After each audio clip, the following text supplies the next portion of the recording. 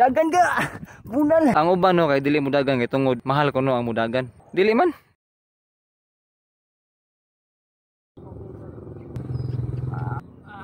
May hapon sa tanan diha mga ga, another day, another life, another blessing na po sa tanan. Karon ang ika 95 nga adlaw sa atong 100 day running challenge. Sakto ba 95? Tanaw na ko nya basta murag 95 na karon no. 5 na lang ka adlaw mahuman sa challenge. Ikaw diha ga, kanusta mo ka magsugod og dagan? Wala pa jud kay plano. Ang uban no kay dili mo dagan kay tungod mahal ko no ang mudagan. Mahal ang sapatos, mahal ang jersey, mahal ang mga gamit no, mahal ang sports watch. Daghan daw kuno mahal nga paliton kung mudagan ka. Pero based lang sa mga experience mga ga, dili man kay sukad pagsugod na ko og dagan mga ga no. Sa akong pagkahinumdum, pag una na kong dagan gyud, nanghulam ra ko sapatos sa akong amigo, kang my friend. Dayon nagpalit ko sapatos nga kani.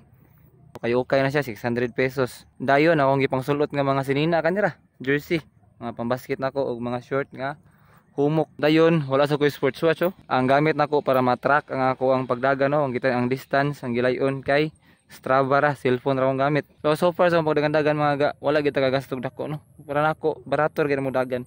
Magdepende ra gina nimo kung ganahan ba ka mo dagan og desidido jud ka mo dagan no. Dili na magmatter sa imong gisuot. Mahalon ba na imong sapatos or dili, importante komportable imong tiil o komportable ka sa imong gisuot. Kung ganahan jud ka mo dagan no, bisan pag low budget ra ka, mo dagan jud ka. Bunal ta mga ga.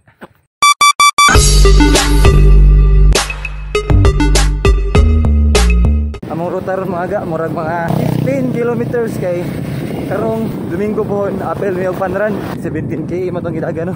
Mangandam ta. Sa una kay sa usa ka semana, sa usa ta paway karon nga hapit lang mahuman. Sa usa ka semana, sa usa ta dagan. Kay di naman makaya sa kong power, ang mga mo power issue. Paningkamuton tong gita hunong. Water break lang ba? Water break sa mi kay murag init igay panahon. Sige lang, training ni. Bahala hinay. Basta di mahunong. Change of route may mga ga. Pinat dari kay patag ra. Patagilid ang kalsada. Dagan ka! Bunal! Kau ni bunalan. Di ba ka? May hindi na dagan eh.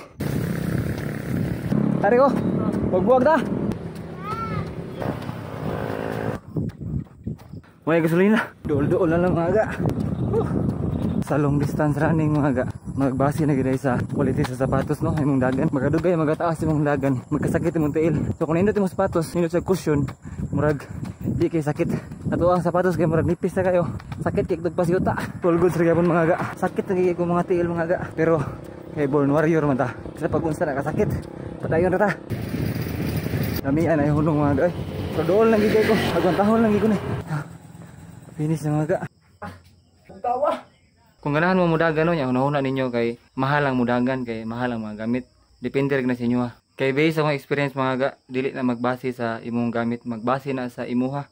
Kung desidido ba jud ka mudagan or dili no. Mato siya mga ga, ang susunod higayon, ang susunod na itong vlog. Padayon mo sa pagsuporta, Ganoy TV, Anoy out, Bunal. See ya!